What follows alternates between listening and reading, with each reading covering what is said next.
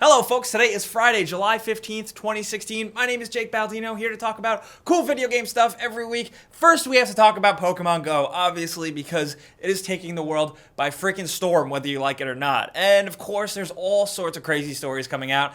This first one that I like, it was bound to happen. Some idiot crashed into a tree because he was Pokémon Going while driving. Is that a thing? That's going to be a thing. This guy was driving through Auburn at night, and he crashed into a tree at like 10:45, and afterwards he admitted, he said, yeah, you got me. I was Pokemoning while driving. Good fucking, it better have been worth it. I hope you weren't catching a Pidgey. And I think this is probably the best of the bunch. Two guys in Ensenada, California were walking and Pokemon Going while walking and stepped off of a bluff and fell off a cliff like 90 feet. That is crazy. That's crazy for multiple reasons. Number one, the fact that not one person made that mistake, but two people made that mistake at the same time.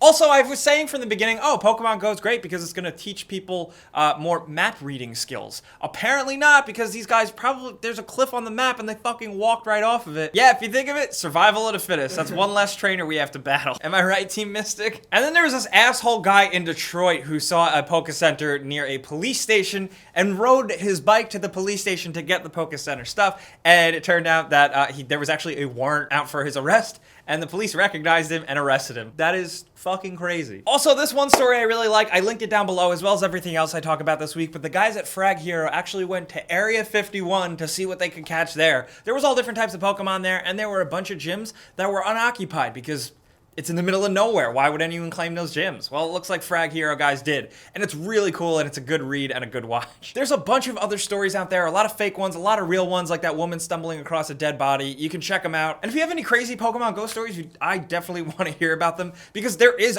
a ton of people playing it. In my neighborhood alone, people are walking down the streets are clogged with people. It doesn't make any sense. I mean, I guess it makes sense. It's cool. It's not great. It's growing on me. And since every week we like to highlight at least one cool thing that somebody made in video games, this guy actually recreated the starting beach of Destiny Islands in Kingdom Hearts in Halo 5's Forge mode. The Halo level you were clamoring for. Yes. Yes. I know you guys have been begging for the opening beach to fucking be played in Halo. No word yet if they're playing that song from the original Kingdom Hearts.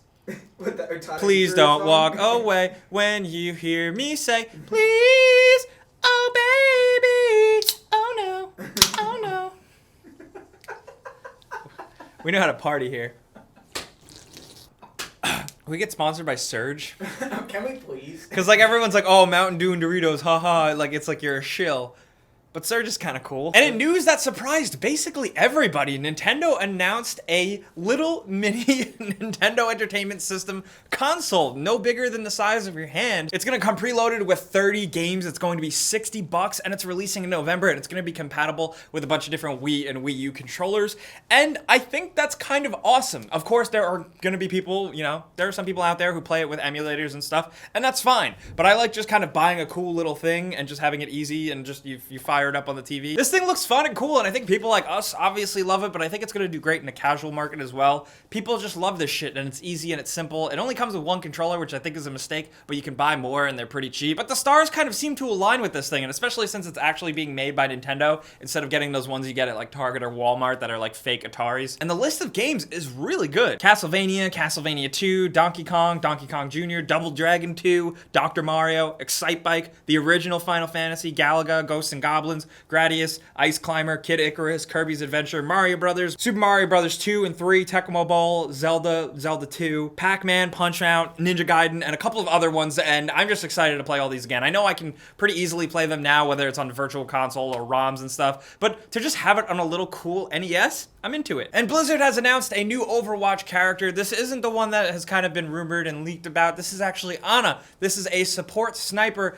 who is pretty unique and really cool. I love her abilities. While she doesn't have any mobility options, she does have a sleeping dart, which temporarily puts characters to sleep, which seems like that could be really annoying and it could interrupt anybody's ults. She's also obviously got a sniper rifle, but she can also use that sniper rifle to buff players in the field on the fly from a long range. It's a very interesting concept for a character, and I can't wait to see it in action more. A lot of people have already gotten their hands on it through an early version of the patch, and she looks like a damn good character. She looks like a good alternative to Widowmaker if she's your thing. And alas, after all that CSGO Lotto controversy crazy stuff, it seems like Valve is stepping away from that hardcore. They want out. They want to avoid that shit. They released an official statement breaking down how it actually works, how people use these CSGO gambling sites to their advantage, and how it works with Steam's API, and they said basically that's against their terms of service, so they're gonna start cracking the fuck down. While Valve isn't in the wrong here, and they can completely be separate from this, and they're not making any money off of it, the fact that it still harbors this community that can take advantage of certain people might not be that desirable, so I think it's pretty good that they are cutting the head off of this snake now. But they also mentioned users should probably consider this information as they manage their in-game item inventory and trade activity. So basically what they're trying to say, and I completely agree, is if you do play CSGO and you do the lotto things, get your shit and leave, because this is all possibly ending very soon. Also, I don't give game-specific shoutouts too often, especially Kickstarter games,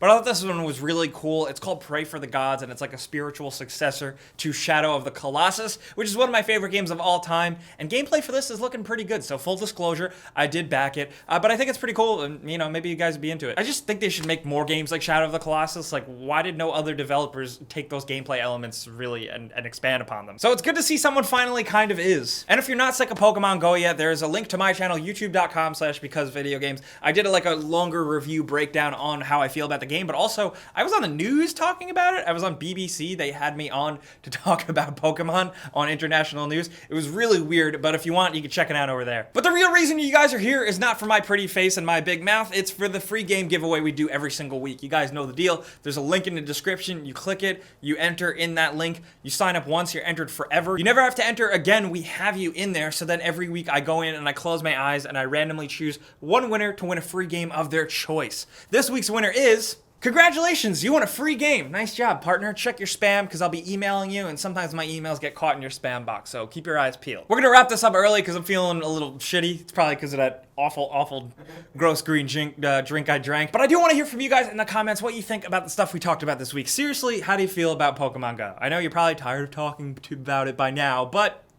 what's the deal? Also, would you buy that Nintendo console, or do you think it's a waste of money? I just like cool little vintage Nintendo products, so I'm all about it. And also, are you planning to play as Anna in Overwatch if you are an Overwatch person, or do you just think Overwatch is a big ripoff of Team Fortress 2? Let's talk about any video game stuff in the comments, and you know, you guys can also talk to me on Twitter, Facebook, and Instagram at Jake Baldino if you want to talk about more stuff. As always, thank you guys so much for watching. You are the light of my life. Clicking the like button helps me out a ton. It's the best way you can show, like, we love Jake. Or like, Jake, you're the best. But subscribing is a good idea too if you're new, because we put out videos every single day. We're working on all kinds of videos, and I'm here every Friday. But as always, I'm Jake Baldino. Thanks for watching. I'll see you guys next time. Pizza's on me.